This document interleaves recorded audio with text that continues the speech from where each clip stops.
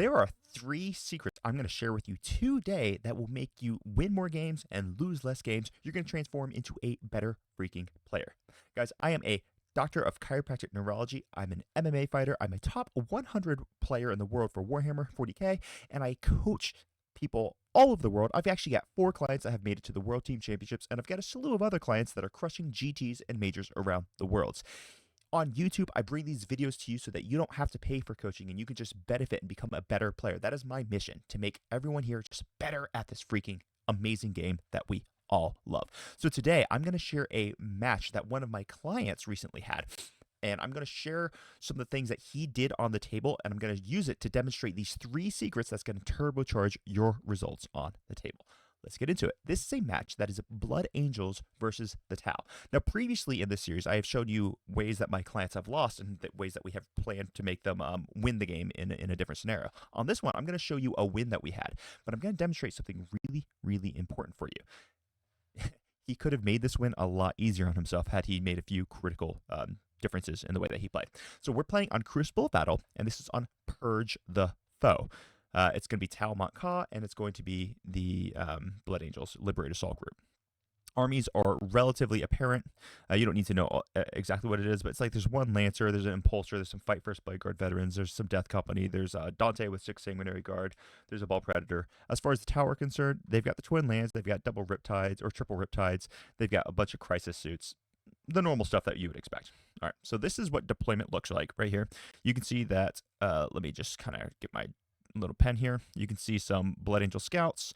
You can see a big unit of Pathfinders right here for our infiltrator play. The deployments are generally good right now. If the Tau player wants to zoom up his Riptide, if he goes first to start taking pot shots at this Impulsor, well, the Impulsor has some incursors in it, so it's just going to scout backwards. So the Blood Angel player is actually deployed quite well. There's no really good angle to be able to shoot this Ball Predator here from unless he wants to overexpose himself. And for the Blood Angel player, he can easily get to the Tau. These scouts have the ability to go forward and get into all of the Pathfinders that are staging right here. You got Twin Lance on the side, but there's no way for the Blood Angel player to really get to him, except perhaps with Scouts. So maybe this could have been a little bit of a misplay by the Tau player, because Blood Angel Scouts are a force to be reckoned with. So that could have been a little bit of a misplay by the Tau player, but otherwise, both players did a relatively good deployment. Let's go on into round number 1. So, sorry about the switch of the angle, but the Tau player does in fact go first. So what he did is he took his Twin Lance and he went and killed these Scouts and went ahead and just put them on the Blood Angel player's objective. Now, I don't necessarily think this was the best play, but that's what they chose to do, and it does force a big response from the Blood Angel player to get to those Twin Lance turn 1. Other than that, the Tau player was pretty aggressive about staging very powerfully inside the central ruin over here, and he got a Riptide, and he got a bunch of stealth suits and stuff staging this objective, tempting the Blood Angel player to come out in force early. The Blood Angel player, my client, has his Dante right here, and I think the Tau player desperately wanted Dante to expose himself early, which, I would too, if I was the Tau player. So, right now, I'm going to reveal secret number freaking 1. You can learn from your wins every bit as much, if not more so, than what you learned from your losses in Warhammer 40K. And this is going to be a great example. We are actually going to learn from our wins here in such a way that's going to show you how much better the Blood Angel player could have done on this match, even though he did end up squeaking out a win. That's the number 1 secret. All right, so this is turn number 1. Scouts die, blah, blah, blah, all these things. Now, one thing I would have done for the Blood Angel player, had I gone second, I would have had the Scouts all the way over here. I would have scouted them backwards, making it so this Twin Lance would have had to come a little bit further into this angle in order to kill them turn 1. That's the only real issue I see with the Blood Angel player for turn 1. Turn number 2. Blood Angel player does a couple different things. And here is where we're going to start seeing some errors that he's making that made this matchup much more difficult for himself. First thing that I really, really don't like is the fact that we have the Lancer sitting right in this pocket. This is exactly where you want Dante to be sitting. This Lancer is not appropriately positioned. He can't move through the walls. He's going to have to back up and go through here anyway. This was just kind of a silly thing. I think I'm going to call it just a big brain fart on my client's part here. So we're not going to put our Lancers staged right here unless you have some ability to like Kool-Aid Man through the wall. The Ball Predator moving up, I totally understand. Because if you see, in conjunction with this unit of JPI that came out, the Ball Predator is making sure he kills Pathfinders, and he's going to just start putting shots onto the Riptide, trying to force the Tau player to over-respond.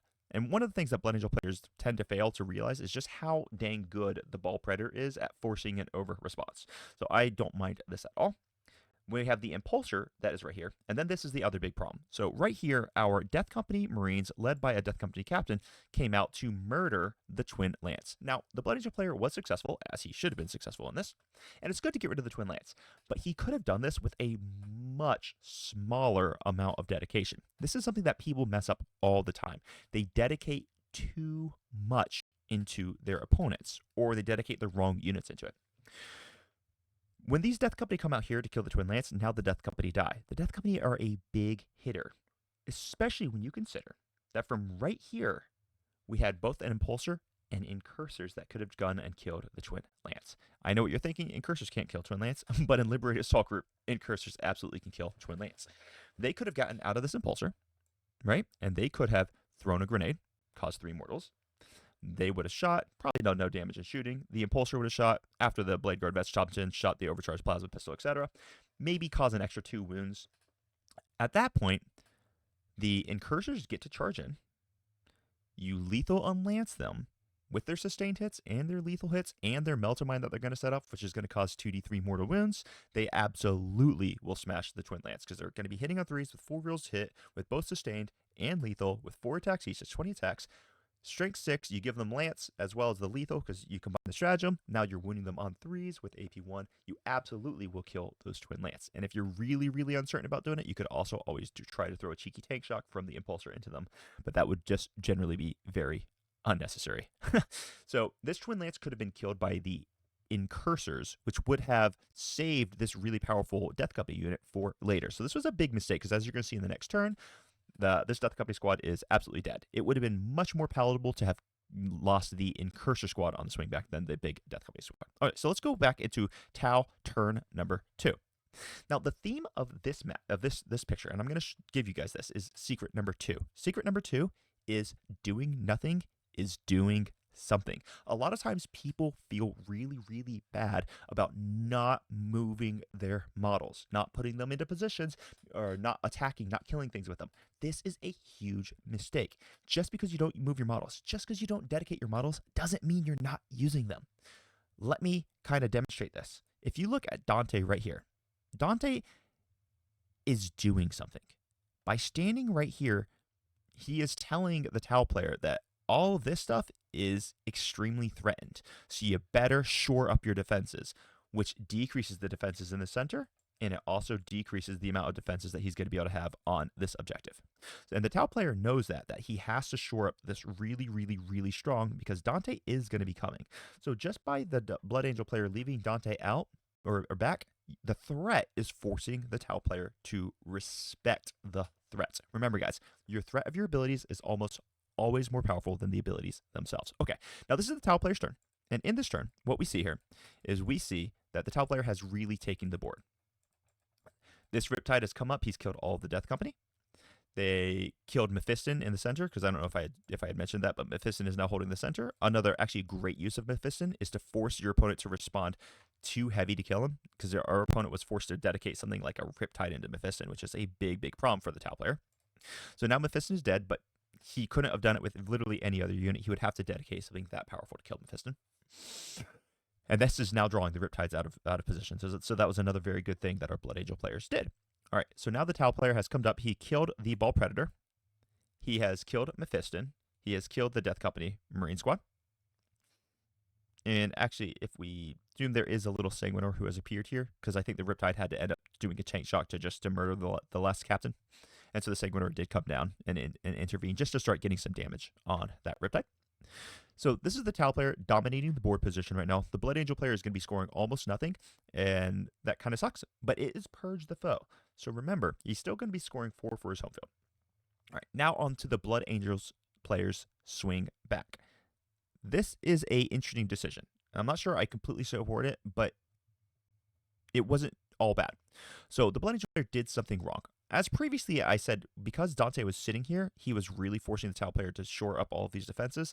Now he does a big mistake. Now our Blood Angel hero does a big mistake. He brings Dante over here. Now the reason why he brings Dante over here is because he wants to screen from a rapid ingress. Or a or a 6-inch deep strike. Or no, this is Mock Out. No 6-inch deep strike. He wants to screen a deep strike is what he's doing over here. This was foolish. Because Dante could have stayed right here, keeping the exact same pressure onto the Tau over here. Then we could have had our Gladiator Lancer stand right here, still peeking out so that he can shoot into the Riptides, or shoot into this Riptide. He still would have been able to shoot from this angle.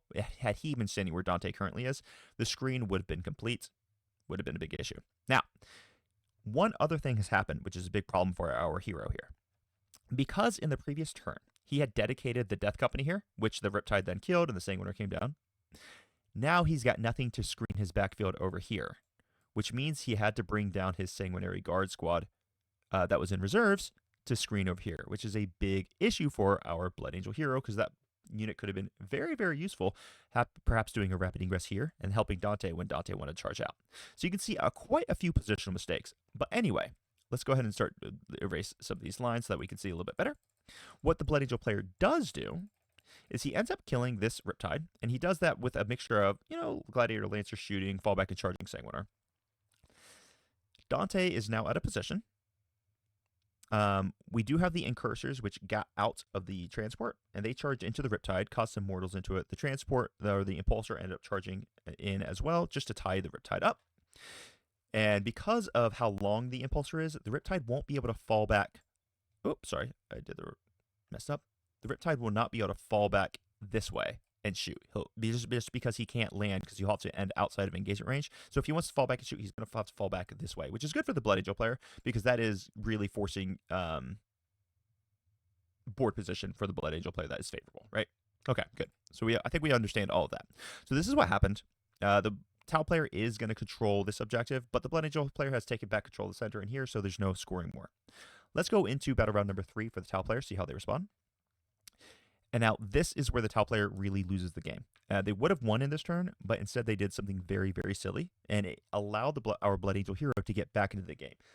But this never, the mistake that the Tau player made never would have even been allowed to have been made had our Blood Angel player played correctly. So let me kind of demonstrate what I mean by all this. All right, so the Impulsor dies, right? Riptide falls back, does the thing. These stealth suits actually end up killing them, killing the Riptide. These stealth suits end up killing the Impulsor. They charge in the Incursors just to tie them up. The Riptide ended up dying. But our Tau player was now able to deep strike this squad of stealth suits into position. The Lancer died from a Riptide shooting or this Hammerhead shooting, I forget which. Doesn't matter. Right now, had the Tau player just taken this unit and shot and killed these Blade Guard veterans, the game probably would have been over for our Blood Angel hero. He's out-OCing the Sanguinar up here. With Pathfinders, he's also going to shoot the Sanguinar. And I think the Sanguinar is just a hero and magically survives. He shouldn't have survived, but, sometimes dice do dice things. So right here, our Tau player decided to do a recover assets with this squad instead of killing the Blade Guard veterans. This was a very big mistake for the Tau player. Now, had he killed the Blade Guard veterans, he probably would have ended up being able to win the game.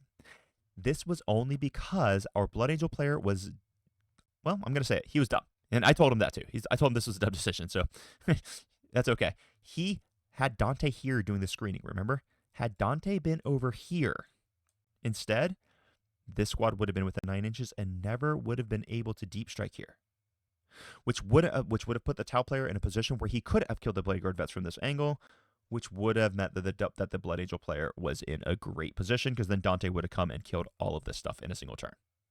So you can see, because of his poor positioning in the previous turn, it gave the Tau player a way to get back in the game. Now, luckily for the Blood Angel player, this Tau player made a big boo-boo, and he decided not to kill the Blade Guard vets and ended up just doing recover assets. And that is basically what threw the game. So secret number 3.